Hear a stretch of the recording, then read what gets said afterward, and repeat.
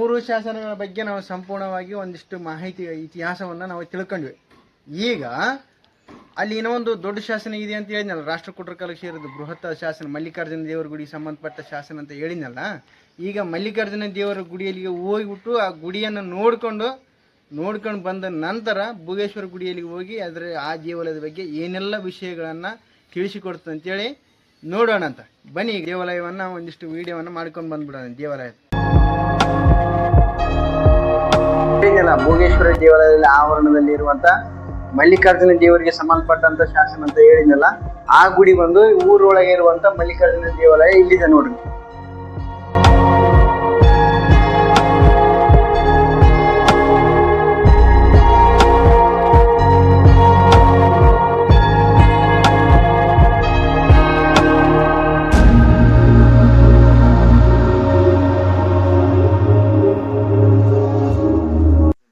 ರಾಷ್ಟ್ರಕೂಟರ ಕಾಲದಲ್ಲಿ 1940ರಲ್ಲಿ ಸ್ಥಾಪನೆ ಆಗಿರುವಂತ ಈ ಮಲ್ಲಯ್ಯ ದೇವರ ಗುಡಿ ಬರ್ಬರ್ತಾ ಹಾಳಾಗಿ ಹೋಗಿರ್ತ.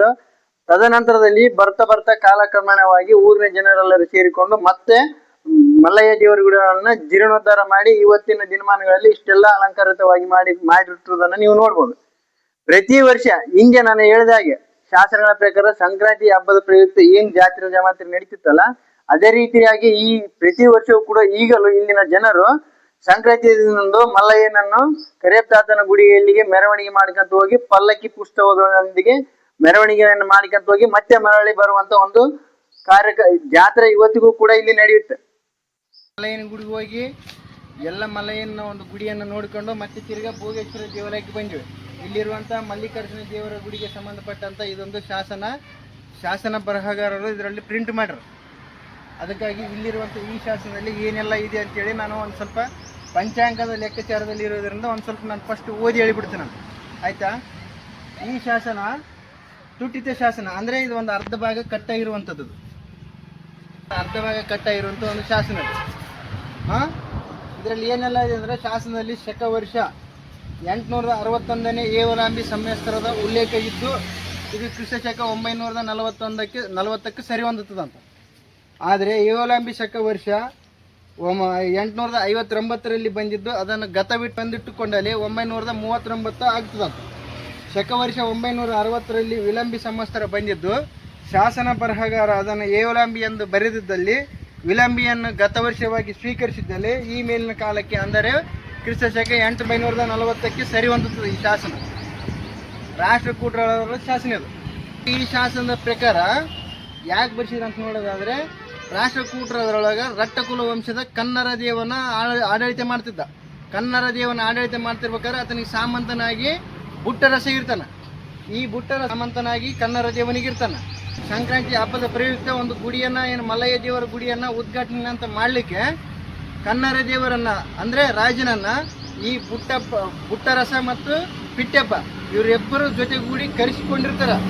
ರಾಜನನ್ನ ಕನ್ನರ ದೇವರನ್ನ ಕರೆಸಿಕೊಂಡು ರಾಜ ಬರ್ತಾ ಇರಬೇಕಾದ್ರೆ ಆತನ ಎಲ್ಲ ಅಲಂಕಾರಗಳಿಂದ ಹಿಂಗೆ ಹೂಗಳನ್ನು ಚೆಲ್ಲುತ್ತಾ ಆತನಿಗೆ ಹೆಂಗೆಲ್ಲ ಕರಿತಿದ್ರು ಅಂತಂದ್ರೆ, ಆತನ ಆಡಿ ಹೊಗಳ್ತಿದ್ರು ಅಂತಂದ್ರೆ, ವೀರ ಭೂರುಶವನ ಹತ ಭದ್ರಾಂಕುಶ ಸಮರ ಧನಂಜಯ ಪುಲಿಸಿಗೆ ತಲ್ಲಣಿಪ ಮುಂತಾದ ವಿಶೇಷ ಗುಣಗಳಿಂದ ರಾಜನನ್ನ ಆಡಿ ಹೊಗಳಿದ್ರಂತ. ಅವಾಗ ಬಂದು ಆಡಿ ಹೊಗಳಿದ್ರಂತ.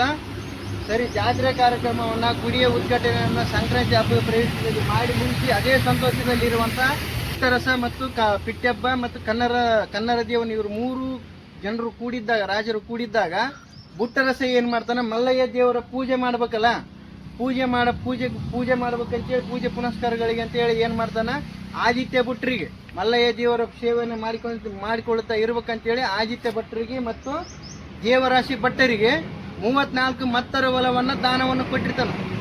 ಬುಟ್ಟರಸ 34 ಮತ್ತರ ಹೊಲವನ್ನ ಯಾಕೆ ದಾನ ಕೊಡ್ತಾನ ಅಂದ್ರೆ, ಈ ಮಲ್ಲಯ್ಯ ದೇವರಿಗೆ ಪೂಜೆಯನ್ನ ಮಾಡಿಕೊಳ್ತಾ ನೀವು ಹೊಲವನ್ನ ಹರಿಕೊಂಡು ತಿನ್ಬೇಕಂತೇಳಿ ದಾನವನ್ನು ಕೊಟ್ಟಿರುವಂತ ಒಂದು ಉಲ್ಲೇಖ ಈ ಶಾಸನದಲ್ಲಿರುವಂಥದ್ದು. ಇದಿಷ್ಟು ರಾಜರ ಸಮ್ಮುಖದಲ್ಲಿ ಬುಟ್ಟರಸನ್ನು ಕೊಟ್ಟಿರುವಂತ 34 ಮತ್ತರ ಹೊಲ.